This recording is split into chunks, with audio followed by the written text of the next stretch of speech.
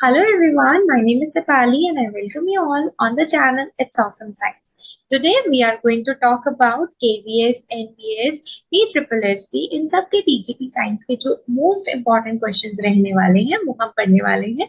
ये जो mock test होगा ये मॉक टेस्ट होने वाला है मॉक टेस्ट नंबर 4 और ये जो मॉक टेस्ट का लेवल रहेगा वो 8 to 12 एग्जामिनेशन के अंदर जो भी साइंस के क्वेश्चंस पूछे जाते हैं वो लेवल रहेगा। आज के जो टॉपिक रहेंगे वो केमिस्ट्री का टॉपिक रहने वाला है। इससे पहले 25 क्वेश्चंस ऑलरेडी डिस्कस कर चुकी हूँ मैं, तो उस वीडियो को जरूर देख लीजिएगा, वो मॉक टेस्ट नंबर 3 है। सो let's start with the 26 question, क्योंकि जो आपके 25 क्वेश्चन थे वो हम पहले ही डिस्कस कर चुके हैं, राइट। तो अपना जो स्कोर रहेगा वो एंड में जरूर बताइएगा कमेंट बॉक्स के अंदर, और अगर आपकी कोई सजेशन है किसी स्पेशल टॉपिक पर आप वीडियो चाहते हैं तो वो भी आप कमेंट बॉक्स में जरूर से जरूर ऐड कर दीजिएगा, right. So let's start with our 26th question. So our 26th question is the question, yes, of all the gases present in the air, which one of the following is the highest in percentage? कौन सी ऐसी है जो कि सबसे ज्यादा percentage में मिलती है? कार्बन डाइऑक्साइड, हाइड्रोजन, नाइट्रोजन या फिर ऑक्सीजन। अगर मैं बात करूं इनकी, तो नाइट्रोजन जो है वो सबसे ज्यादा रहती है। नाइट्रोजन जो है वो हमारी सबसे ज्यादा पाई जाती है, which is 78% in our atmosphere. So the correct answer will be nitrogen. Next question is question number 27. Of the following particles the particle having the least mass, इनमें से किसका सबसे कम मास है? मेसॉन का, न्यूट्रॉन का, इलेक्ट्रॉन का या फिर प्रोटॉन का, राइट। अगर मैं बात करूं सबसे कम मास का, तो the correct answer will be C, which is your electron. Electron का जो मास रहता है वो सबसे कम मास होता है, ठीक है, सबसे लीस्ट मास रहेगा। Next question is the charge on the electron is, electron का चार्ज क्या है, right. 1.6 into 10 raised to power minus 19, 1.5 into 10 raised to power minus 16 coulomb. C is for coulomb, right. 21.6 into 10 raised to power minus 19, या फिर मैं बात करूं 1.6 into 10 raised to power 90. So the correct answer will be A, which is 1.6 into 10 raised to the power 19, right, coulomb. So this is the correct answer, which is the charges of the electron. The mass number of a nucleus, mass number क्या होता है nucleus का? Always less than atomic number, atomic number से हमेशा कम रहेगा. The sum of number of protons and neutrons present in the nucleus, that is your mass number. Always more than atomic weight या फिर fraction. तो आपने 9th class में अगर इसकी रीडिंग की है, 9th की एनसीईआरटी पढ़ी है, तो उसके अंदर साफ साफ दिखाया गया है, बोला गया है कि it is the sum of the number of neutrons and protons present in the nucleus. Our next question is the mass number of an atom. mass number किसके बराबर होता है? नंबर ऑफ प्रोटॉन्स के, number of protons and electrons के, number of nucleons के, या फिर number of आपके जो ये रहेगा हमारा द नंबर ऑफ न्यूट्रॉन्स के, ठीक है जी। तो नेक्स्ट आंसर जो रहेगा आपका the number of neutrons, not nucleons. ये आंसर यहाँ पे गलत दिया हुआ है, तो answer will be the mass number of an atom is equal to the number of neutrons. So neutrons will be the correct answer. Correct answer will be answer number D. Right?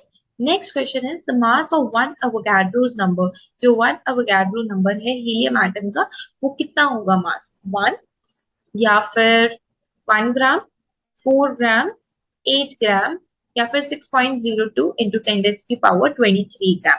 अब सबने पढ़ा होगा कि Avogadro number जो रहता है constant रहता है, बट अगर हीलियम की बात करें, ठीक है, एक एटम का जो रहेगा वो that is 6.023 into 10 02 into 10 raised to power 23। But जो यहाँ पर अगर आप क्वेश्चन को ध्यान से देखें तो मास पूछा है, हीलियम का एटॉमिक नंबर होता है 2, तो इसका जो मास रहेगा आपका वो रहेगा 4 ग्राम, ठीक है। अप्रोक्सीमेट क्या रहता है? डबल रहता है। Next question is the high reactivity of fluorine is due to, क्यों इतना ज्यादा फ्लोरीन हाई रिएक्टिव है? क्योंकि उसको इलेक्ट्रोनेगेटिविटी है, वो अपने इलेक्ट्रॉन्स को शेयर कर देता है या एक्सेप्ट कर देता है। देखिए इलेक्ट्रोनेगेटिविटी होगी या positivity. Small size of fluorine atom, क्योंकि उनके पास डी ऑर्बिटल्स हैं, क्योंकि उनकी फ्लोरीन फ्लोरीन की बॉन्डिंग है। तो according to me the answer will be high electronegativity, उसके पास हाई इलेक्ट्रोनेगेटिविटी है इस वजह से, राइट।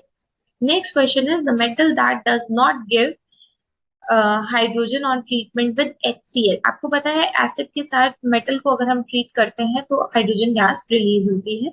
तो इनमें से कौन सा है? जिंक है, आयरन है, सिल्वर है या कैल्शियम है जो कि हाइड्रोजन के साथ जो है HCl गैस नहीं रिलीज करेगा? So the correct answer will be silver. Silver will not release the hydrogen on treatment with HCl or hydrochloric acid. Next question is the metal that is used as a catalyst in the hydrogenation of oil. This question belongs to your class 10th. So class 10th से लेकर 12th तक की chemistry जरूर से जरूर पढ़िएगा। ठीक है, चैनल पे कुछ वीडियोस दी गई हैं क्लास 10 से रिलेटेड केमिस्ट्री की, तो उन्हें भी आप जाकर देख सकते हैं। तो हाइड्रोजनेशन रिएक्शन जो रहेगी आपकी, उसके अंदर सिंपल सी बात है, निकल यूज किया जाता है। ठीक है, तो दिस इज इंपॉर्टेंट, इसको याद रख लीजिएगा। Next question is which of the following is a chemical change? Chemical change ऐसे चेंजेस होते हैं जिनके अंदर बेसिकली एक न्यू सब्सटेंस फॉर्म होता है। ठीक है, इवेपोरेशन ऑफ वाटर में कोई नया सब्सटेंस फॉर्म नहीं होता है, जैसा पानी रहता है वैसा ही वो एक तरीके की फॉर्म ऑफ वाटर है। बर्निंग ऑफ कैंडल, या फिर हमारा आंसर रहेगा ग्लोइंग ऑफ इलेक्ट्रिक बल्ब, या फिर हमारा नेक्स्ट क्वेश्चन जो रहने वाला, नेक्स्ट ऑप्शन रहने वाला है लिक्विफिकेशन ऑफ एयर। तो correct answer will be the burning of candle. Burning of candle जो है हमारा केमिकल चेंज है। Right, next question is acid and alcohol. Acid यानी those which are sour in taste, alcohol, right, which have functional group which is OH, वो react करते हैं। जब acid और अल्कोहल रिएक्ट करते हैं तो वो एल्डिहाइड एंड वाटर बनाते हैं, कीटोन एंड वाटर बनाते हैं, एसिड एनहाइड्रेट एंड वाटर बनाते हैं, या ईस्टर एंड वाटर बनाते हैं। तो जब आप एसिड और अल्कोहल को रिएक्ट कराएंगे ना तो वो बनाएगा आपका Easter and water, and this is also your esterification reaction. इसके अंदर बेसिकली इथेनॉइक एसिड और अल्कोहल इथेनॉल को रिएक्ट करते हैं तो ईस्टर एंड वाटर बनाते हैं। ईस्टर जो है वो आपका स्वीट स्मेलिंग सब्सटेंस है which is also used to make perfume. So the correct answer will be your ester and water. This question belongs to your 10th class, chapter number 4. Why does milk curdle? Milk क्यों curdle होता है?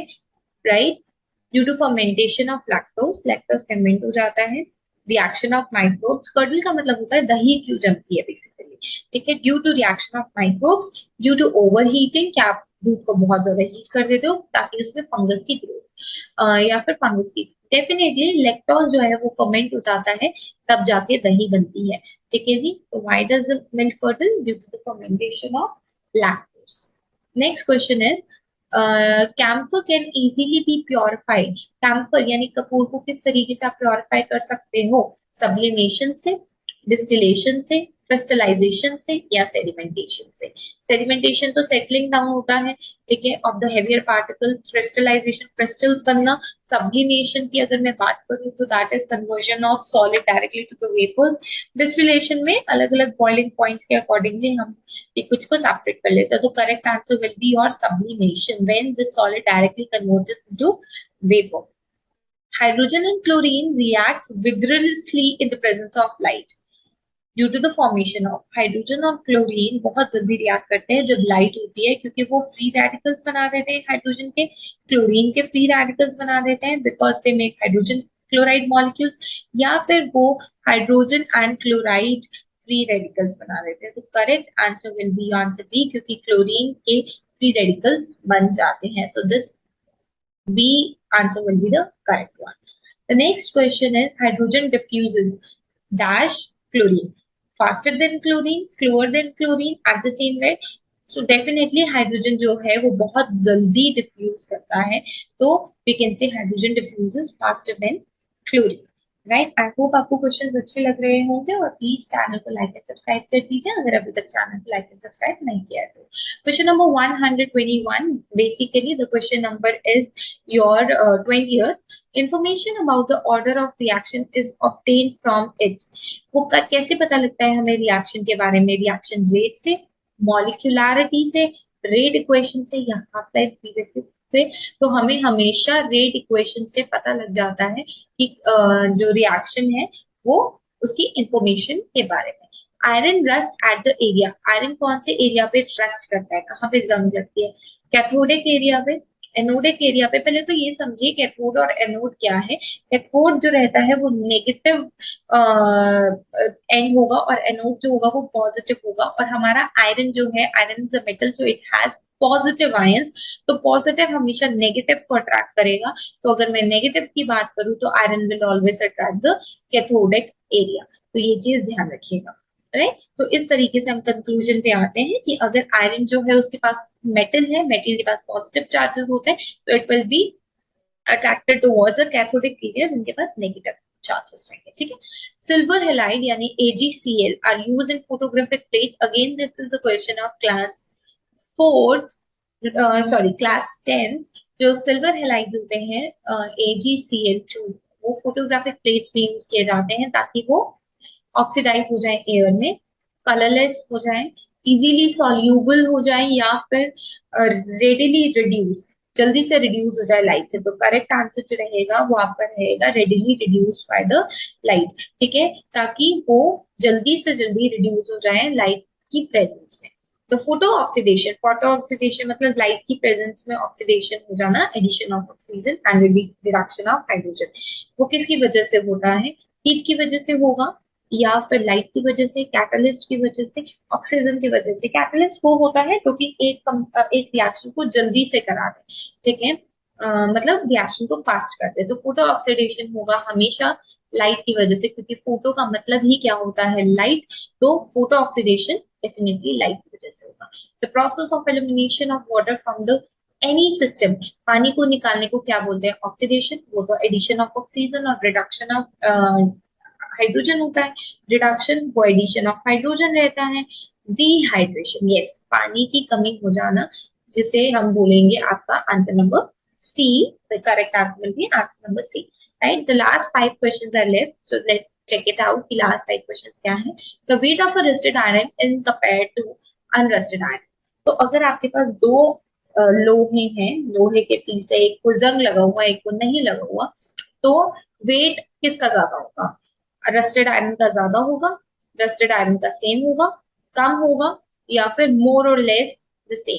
तो according to me it will be appreciably more than, ठीक है। तो rusted iron पे रस लग जाएगी, ठीक है, फेरस ऑक्साइड बन जाएगा, जिसकी वजह से उसका वेट जो होगा वो ज्यादा हो जाएगा। When a salt dissolved in water, जब पानी में सॉल्ट डिसॉल्व होता है तो एंट्रोपी बढ़ जाती है, घट जाती है, free energy increase, heat is liberated.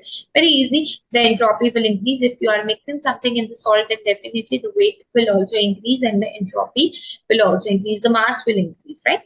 So when the zinc react with HCl यानी मेटल की हाइड्रोजन क्लोराइड, मेटल की एसिड्स के साथ रिएक्शन हो रही है, तो आपने रिएक्शन टेक्स्ट में अगेन पढ़ी होगी कि when metals react with acid it releases the hydrogen gas, ठीक है। तो hydrogen gas is release and we can check it out with the flame, जो कि फ्लेम की प्रेजेंस में आने से हाइड्रोजन गैस पॉप साउंड करेगी, ठीक है। तो correct answer will B hydrogen. Last के 2 क्वेश्चन रह गए हैं। अगर अभी तक चैनल को लाइक एंड सब्सक्राइब नहीं किया तो जल्दी से लाइक एंड सब्सक्राइब कर दीजिए। Which one of the following can be purified by the electrolytic method? किसको इलेक्ट्रोलाइटिक मेथड से प्योरिफाई कर सकते हैं? सिंपल सी बात है, ध्यान रखिएगा इस चीज को। इलेक्ट्रोलाइटिक मेथड वो मेथड यूज होता है जिसमें इलेक्ट्रिसिटी की प्रेजेंस में हम जो ओर्स होते हैं उसमें से अपने मेटल्स को सेपरेट आउट करते हैं, और वो हमेशा ही हाईली रिएक्टिव मेथड को हम यूज करते हैं। सोडियम जो है वो सबसे जल्दी रिएक्ट कर जाता है। अगर आप ऐसे ही एटमॉस्फेयर में खुले में उसे रख नहीं सकते, इसको हम केरोसिन में डिप करके रखते हैं, तो correct answer will be sodium. यहाँ पे आंसर गलत लिखा हुआ, I don't know why it is written, so the correct answer will be sodium. The last question for today is which of the following cannot be purified by sublimation? Sublimation यानी solid से सीधा vapour में चले जाना, किसको हम नहीं कर सकते? आयोडीन को, कैम्फर को, कैम्फर इज कपूर, सिट्रिक एसिड को, नैफ्थलीन इज योर फिनाइल की जो हम गोलियां यूज करते हैं कपड़ों में रखने के लिए और वॉश बेसिन में डालने के लिए। तो the correct answer will be your citric acid. Citric acid can not be purified. Iodine को भी हम प्योरिफाई कर सकते हैं, ठीक है, by sublimation. So the correct answer will be your citric acid. I hope आपको 25 क्वेश्चंस अच्छे लगे होंगे, राइट। सो प्लीज चैनल को लाइक एंड सब्सक्राइब जरूर करिएगा और अपना स्कोर जो है वो कमेंट बॉक्स में जरूर डालिएगा। Thank you so much for watching.